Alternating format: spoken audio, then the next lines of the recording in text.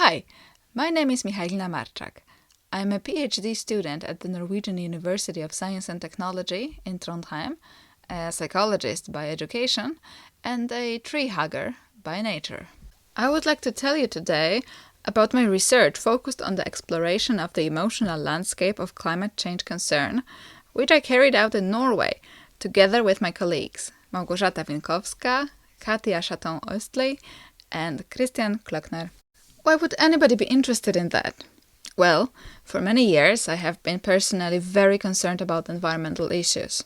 Over the years, as opinion polls across the world show, many more people have too become worried about the condition of the natural environment, and especially about perhaps the most pressing aspect of the environmental crisis, climate change. While concern for climate change has so far mostly been associated with a set of opinions and beliefs about climate issues, recently terms such as climate anxiety or climate depression have become popular buzzwords around the media as well as in everyday conversations, and slowly also in scientific publications. As much as these terms are gaining popularity, it is still difficult to say what they actually mean. For example, how do they relate to depression and anxiety in clinical terms? Besides, are we sure that emotional reactions to climate change are constrained to depression and anxiety? At the same time, emotions lie at the core of human experience. They influence our cognitive processes, such as reasoning or decision-making. They are a key component in our motivation and behavior, not to mention the significance of emotional life for health and well-being. From this perspective, emotions are also central to the experience of climate change.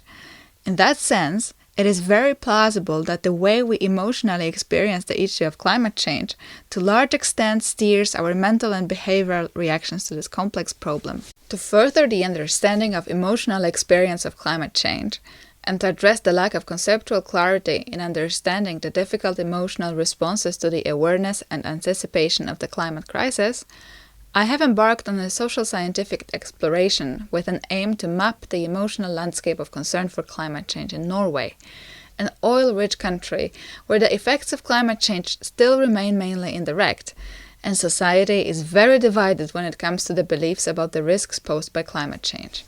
My exploration was guided by two very open research questions.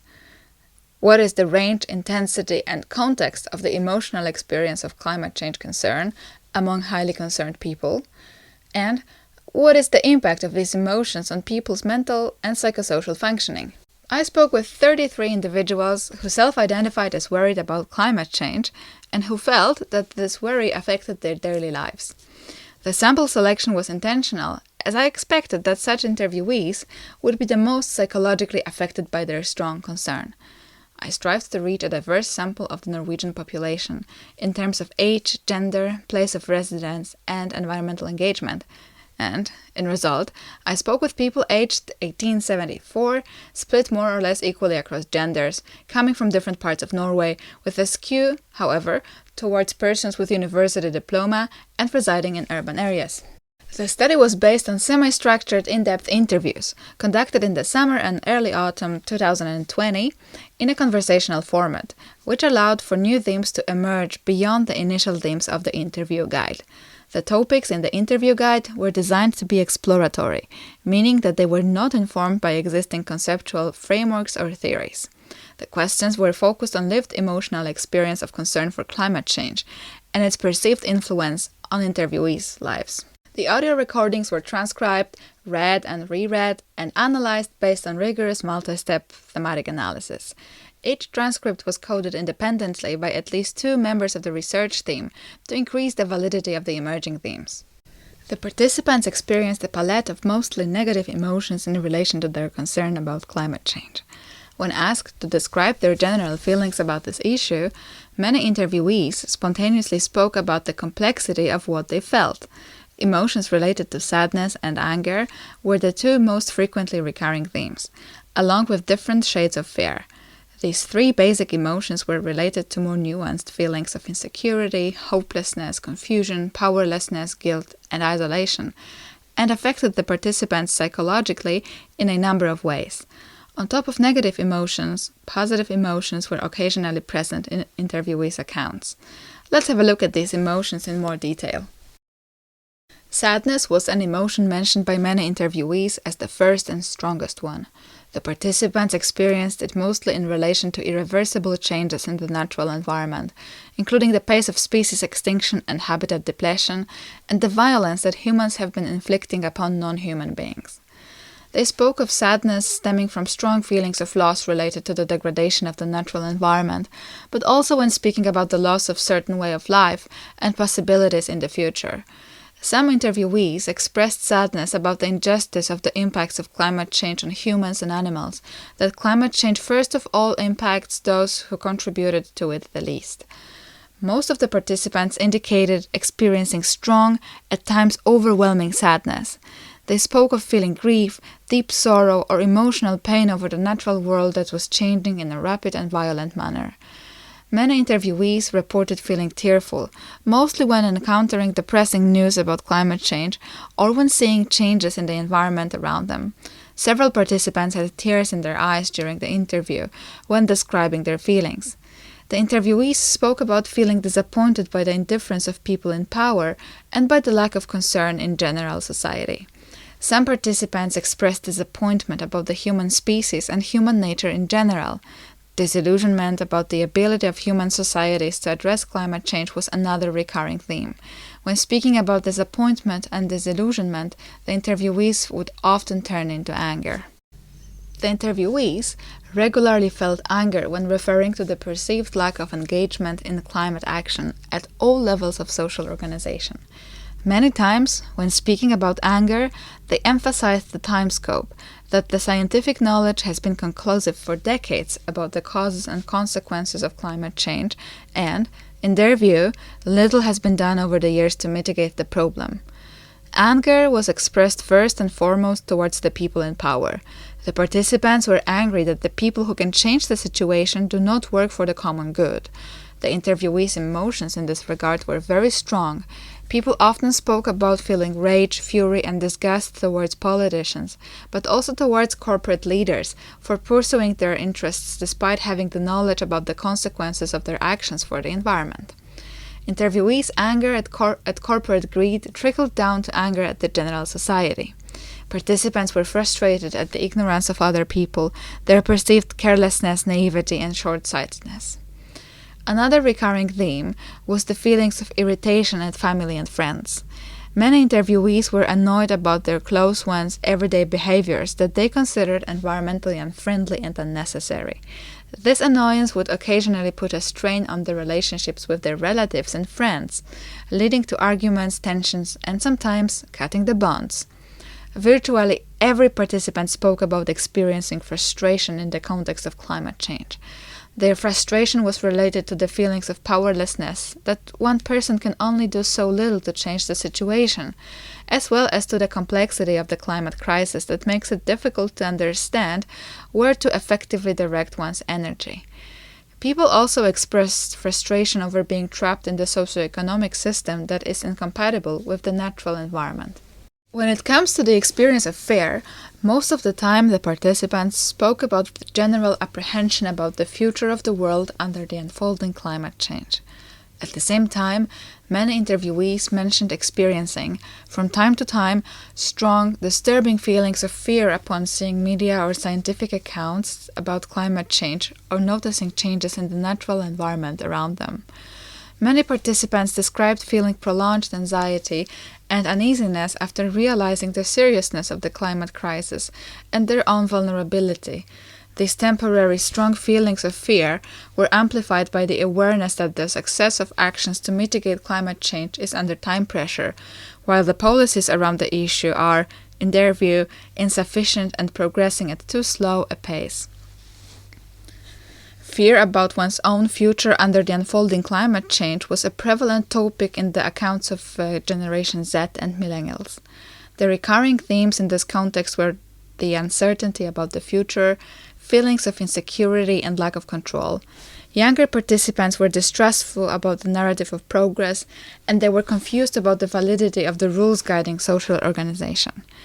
Many participants, independently of their age, referred to feeling hopeless about the future which in most cases was related to the belief that human civilization was heading towards a catastrophe. Many interviewees mentioned that their worry and hopelessness in the context of climate change was taking away from their enjoyment of life at times and lowering their mood. Sadness and hopelessness were prevailing themes when it comes to participants' mood, and feelings of stress and tension were also mentioned. Some interviewees spoke that sometimes they could feel the tension and anxiety around climate change in the body. Some individuals found it difficult to control their negative thoughts around this issue, which disturbed their concentration. Many times, fear and hopelessness were expressed in the context of having children. Young interviewees confessed that they had serious doubts about starting a family and having children. Some were confused whether it is ethical to have a child due to its environmental impact, while most young interviewees viewed having children as something irresponsible because of the challenges that the future generations are bound to face under the unfolding climate change. Likewise, interviewees from the older generations held strong emotions about having children. They felt uneasy when somebody from their social media, including family, was speaking about having children or grandchildren. Several older interviewees were child-free, and they referred to their concern about climate change as a reason for that. At the same time, several interviewees who already had children questioned the responsibility of their decision about having a child on the grounds of looming climate change. Grandparents felt strong worry and sadness about the future of younger generations. A prevalent theme in how the interviewees spoke about their worry was in terms of a prism, or a lens of climate change through which they viewed the world. Climate change was considered during decision-making regarding education, occupation, place to live, and planning for the future, as well as regarding how to go about everyday life. A recurring theme in this context was a strong personal responsibility for climate action, which led to engagement in pro-environmental behaviors at different levels. Such high standards about behaving in a climate-compatible way oftentimes were accompanied by strong and long-lasting feelings of guilt. Most of the time, these feelings stemmed from small-impact everyday behaviors. The interviewees spoke about feeling strong guilt about, for example, not having a chance to sort garbage properly, using a car when there was a possibility to walk or cycle, or eating something environmentally unfriendly. Many interviewees were aware that their guilt was unproportional to what individual behaviors meant in the context of mitigating climate change. The experience of paralyzing powerlessness about being trapped in the consumer society, where individual actions felt small and meaningless when compared to the levels of environmental impact ingrained in the functioning of the system, was a common theme in the interviews. Another one was confusion about what an individual can and should do to commit meaningfully to mitigating climate change. In many cases, strong emotions the participants experienced in relation to climate change made them feel isolated from the general society.